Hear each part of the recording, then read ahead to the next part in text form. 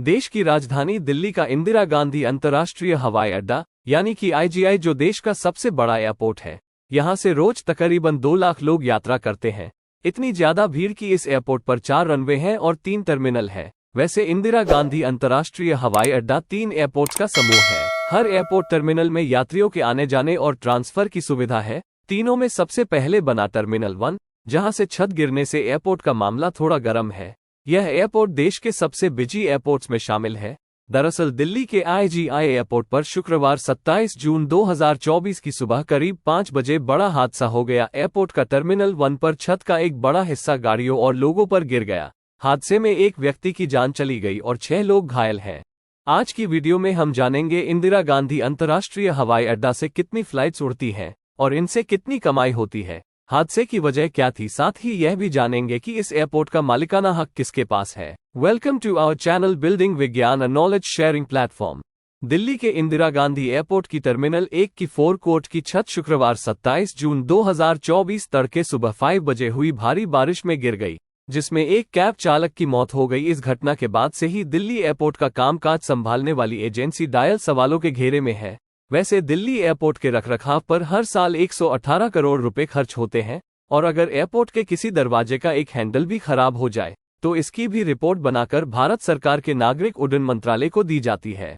फिर भी एयरपोर्ट की छत गिर जाती है। टर्मिनल 1D4 कोर्ट की छत डायल ने अपनी देखरेख में वर्ष 2009 में बनवाई थी। तभी निर्माण के 2 महीने बाद ही भारी वर्षा के दौरान छत क्षतिग्रस्त हो गई थी। स्थिति ऐसी हुई थी कि टर्मिनल 1 के प्रस्थान क्षेत्र के भीतर छत से पानी नीचे गिरने लगा और जलभराव की स्थिति हो गई थी। करीब 2 घंटे उड़ानों का संचालन बंद करना पड़ा। एक बार फिर उसी तरह की घटना ये दर्शाती है कि छत की देखरेख के प्रति डायल ने गंभीरता नहीं बरती। क्षतिग्रस्त हिस्से पर गौर करेंगे तो पाएंगे कि छत के भीतर लोहे के ढांचे के रंगरोगन का कार्य लंबे समय से नहीं हुआ है। ऐसा लगता है कि इसमें जंग लगा है। आशंका व्यक्त की जा रही है कि छत के ऊपरी हिस्से में भारी वर्षा के समय एकत्र पानी की निकासी के लिए जो पाइप नेटवर्क है उसकी सफाई इस वर्ष नहीं हुई, जिसके कारण एकत्रित वर्षा के पानी का बहाव या तो हुआ नहीं या फिर बेहद धीमी रफ्तार से हुआ।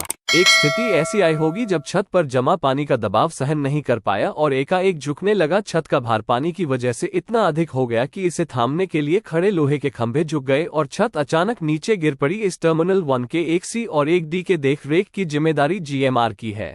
इस तरह इस हादसे की जवाबदारी बनती है कि इसके स्पष्टीकरण का पता लगाया जाए ताकि निकट भविष्य में ऐसी कोई घटना न घटे। अब जानेंगे कि इस एयरपोर्ट का मालिकाना हक के बारे में।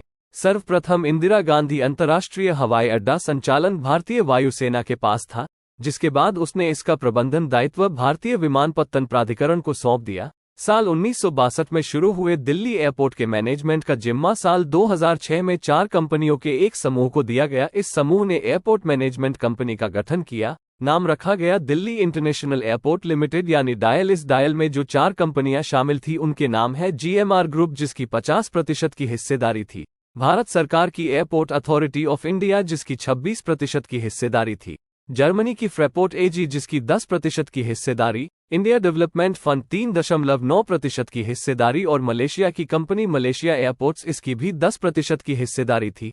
साल 2015 में मलेशिया एयरपोर्ट्स ने इस डायल से निकलने का फैसला किया और अपना 10% स्टॉक GMR ग्रुप को बेच दिया। तब से लेकर अब तक डायल में सबसे ज्यादा 60% की हिस्सेदारी GMR ग्रुप की है। AAI यानी एयरपोर्ट अथॉरिटी ऑफ इंडिया और फ्रेपोर्ट AG अपनी पुरानी हिस्सेदारी पर सीमित है। मुख्यतः 3 कंपनियां मिलकर दिल्ली का एयरपोर्ट चलाती हैं। दिल्ली एयरपोर्ट से रोजाना हजारों फ्लाइट्स के आने जाने से हजारों करोड़ों नहीं बल्कि साल में अरबों की कमाई होती है। Statista.com के मुताबिक साल 2023 में एयरपोर्ट की 42 अरब की कमाई हुई थी। वहीं इससे पहले साल 2022 में करीब 30 अरब की कमाई दिल्ली एयरपोर्ट से हुई थी। एयरपोर्ट का मालिकाना हक एयरपोर्ट अथॉरिटी ऑफ इंडिया के पास है। यहां से रोजाना करीब 1500 फ्लाइट्स आती जाती है। एयरपोर्ट की कमाई की बात करें तो ये पार्किंग से लेकर ड्यूटी फ्री के जरिए हर साल मोटी कमाई करते हैं, जिसमें से 56% कमाई फ्लाइट से आती है। इसमें टर्मिनल लैंड और पैसेंजर्स के द्वारा खर्च किया गया फ्लाइट सर्विस चार्ज शामिल है। वहीं 40% कमाई गैर वैमानिक एक्टिविटीज से होती है। रनवे का इस्तेमाल करने के लिए मूवमेंट चार्ज लिया जाता है। इनकी गणना विमान के वजन के आधार पर की जाती है। इसके अलावा कई एयरपोर्ट शांति और एनवायरनमेंट के नाम पर बेसलाइन चार्ज वसूलती हैं। इन सभी जरियों से एयरपोर्ट की कमाई होती है। अब बात करते हैं टर्मिनल 1 का यूज डोमेस्टिक उड़ानों के लिए किया जाता है। टर्मिनल 1 की सुविधाओं का प्रयोग अभी Go Air, Indigo, spice jet कर रहे हैं। ये 2 क्षेत्रों में बनता हुआ है, टर्मिनल 1D प्रस्थान हेतु एवं टर्मिनल 1C आगमन हेतु, जहां सभी प्रवेश द्वारों पर facial recognition system, DigiYatra 20, automated tray retrieval system, individual carrier system, 108 common use self service, 100 check in system जैसी उन्नत तकनीकों का उपयोग करते हुए अनेक यात्री सुविधाएं दी गई हैं। टर्मिनल 1 के आगमन क्षेत्र का 2 वर्ष पूर्व निर्माण हुआ है। इसमें आगमन क्षेत्र के फोरकोर्ट में कैनोपी लगाई गई है। पिछले वर्ष तेज हवा में कैनोपी के एक हिस्सा उड़ गया। कई दिनों तक ये कैनोपी क्षतिग्रस्त रही। दैनिक जागरण के अनुसार टर्मिनल 1 पर इन दिनों हर ओर निर्माण से जुड़ी गतिविधियां चलती नजर आती हैं।